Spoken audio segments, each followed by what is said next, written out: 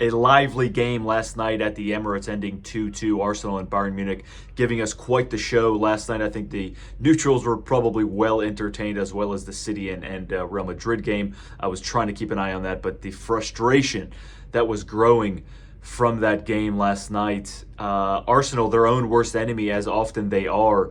The calamity and comedy of errors that led to the first goal, and of course the Saliba tackle that gave away the penalty to no one else. To no one's surprise, I should say, Kane put the penalty away. I was hoping maybe he'd sky it, or Raya would pull out some heroics. It was a really, really clever penalty. I think if you do your homework on Kane, you might know he just kind of smashes it. Really, really accurate with his penalties, but sort of did a little Balotelli there.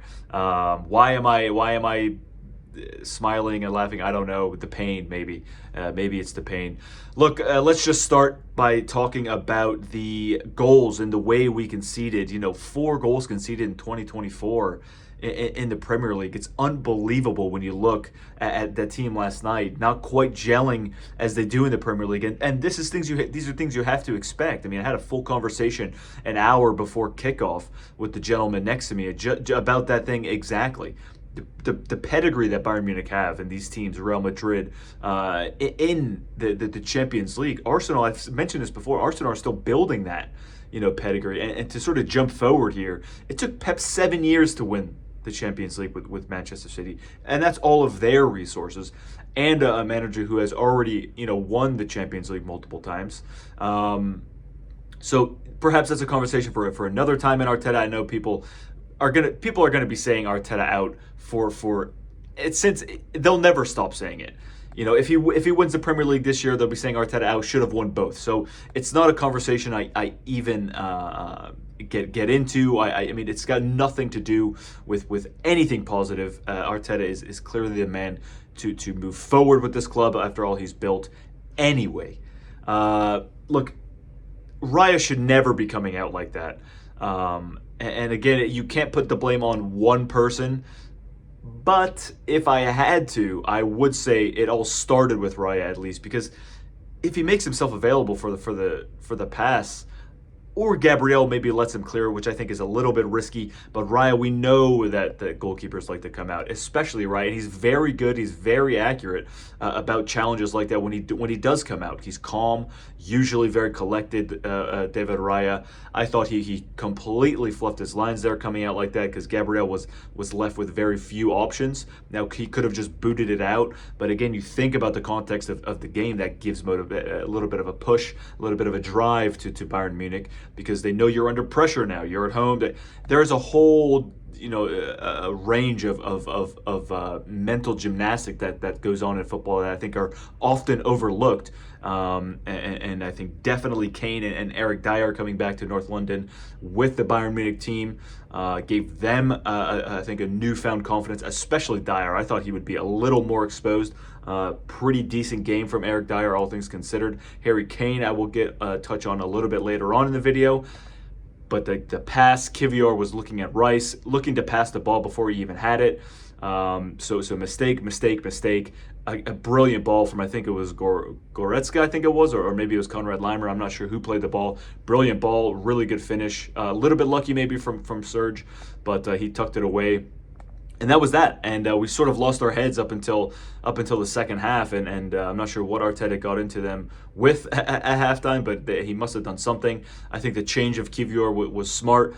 I would have maybe preferred Tomiyasu come in, but I thought Zinchenko held his own. Couple good tackles, couple good balls, couple bad balls. But overall, we came away with a draw, and there's not much more you can ask after letting a lead slip like that. Calamity of errors, comedy of errors. It's probably going to be the title for this video. Now let's touch on the thing that went very unnoticed by most football experts on Twitter, was this Gabriel handball. And I've seen all this nonsense about, this should have been a handball. I've seen the rules expert on it, and my opinion when I first saw it was, what's the big deal? Arsenal have been taking goal kicks like this all game. They do it for every game. Whether or not Gabriel heard the whistle, I doubt he did, first of all. Raya may have not even heard it, because the way he kicks the ball, it's milliseconds after the whistle's blown. And they, again, like I said, they've been doing this all game. The referee was was right not to give a penalty. For what? Kane's not pressuring. Musiala's not pressuring. No one's pressuring the ball. It was obvious that that was Gabriel's intention to to take the goal kick. Anyone arguing for that is just a flat out Arsenal hater. I wouldn't want to see Arsenal get up. And that's, I think, the difference between me and a lot of other people. I am so unbiased, unbelievable, dude. I have less than 200 followers. I'm one of the most least biased people you ever run into on this fucking app. I wouldn't want a penalty for what? You can't give a penalty for that. And Tuchel says it's a kid's error. Look, you take the context of the game, and like I said, whether he heard the whistle or not, they've been taking goal kicks like that the entire game. There's no advantage. There's no disadvantage either for Arsenal for him to just take the ball and take the goal kick himself. So completely ridiculous. I wouldn't want it given, and that's where I stand. That's why I feel good and confident about my opinion. And dude, Jamie Carragher says the same. So if he can find logic when speaking about Arsenal and a decision that should go our way. Now he got the penalty. Obviously wrong, but at least he has some sense to agree that it should not be given. I mean, what's the next thing? You want to start giving players, it's like you see a foul throw every once in a while, and it has to be really, really bad often, against Arsenal, to be honest. But let's leave it at that. The Kane elbow, and this is the thing when I said it was a lively match back and forth. Could it have been a penalty? Should Saka have been given a penalty? Was Kane lucky to not see red? All things you could argue, and I think this just comes with the stature of a Champions League quarterfinal. It's not maybe what you want, talking points like this, because I do think it was a penalty, a stonewall penalty, blatant. People can say he left his leg out all they want. He's running at full speed. And they want him to first time finish between two defenders and a goalkeeper that's come out, made the challenge, stuck his leg out. Do you see Neuer's face after the challenge? That is a face of a guilty man, and a guilty man, who's been doing this a long time, a long career. Neuer has had, very good goalkeeper, has done that a million times and won the ball. He looked completely guilty. I think the VAR just thought, maybe not fair. Let it end 2-2, and perhaps Arsenal can't argue about too much. But again, things, this is again the issue. It's less about the football match and more about a referee's decision or an individual player doing or not doing something correctly. For me, you look, Neuer's leg sticks out. Saka is trying to jump. It almost looks like he's trying to get around him to get a better angle to maybe slot it away. There's two defenders there, defending the goal. But to me, it was a blatant stonewall penalty. But in the context of the game, quite a hectic game, and also, my biggest issue really is the people defending the Elliott dive the other day during the Liverpool game, and saying that Saka, it's the same thing, or that Elliott deserved. I mean, I don't even know who's trolling anymore. I mean, it's a complete polar opposites. There's zero contact on Elliott. Wan-Bissaka, okay, he goes in like that, but he pulls his leg out. That's what when you realize you can't win the ball, that's what you do. So there's no contact there. Clear contact on Saka. And so I don't even know how to engage in that conversation with people anymore, because they're probably just trying to wind you up or get interactions.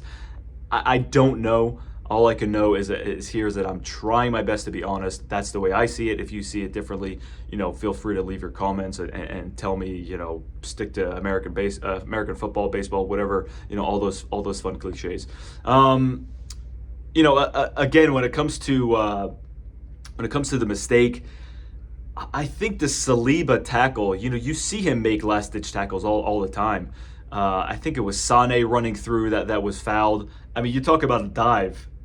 You can tell when players are diving, the way they lift their legs up. Now, I'm not saying there's no contact. I'm not saying it's not a penalty either. It is. They deserve to have it. Saliba clipped his ankle, but the embellishment, the way they sell it, Saka didn't attempt to do that at all.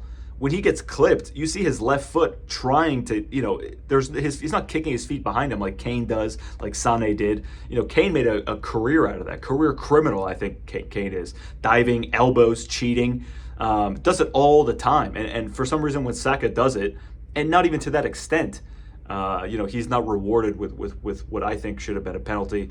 I think conversation need to be had about Saliba's calmness, not being able to translate that form from the Premier League to the Champions League. Different competition, lots of pressure, and let's be honest, lots of players feel that pressure. It's not just Saliba. He's a star player, very, very good, no doubt about it. Anyone trying to doubt that, can.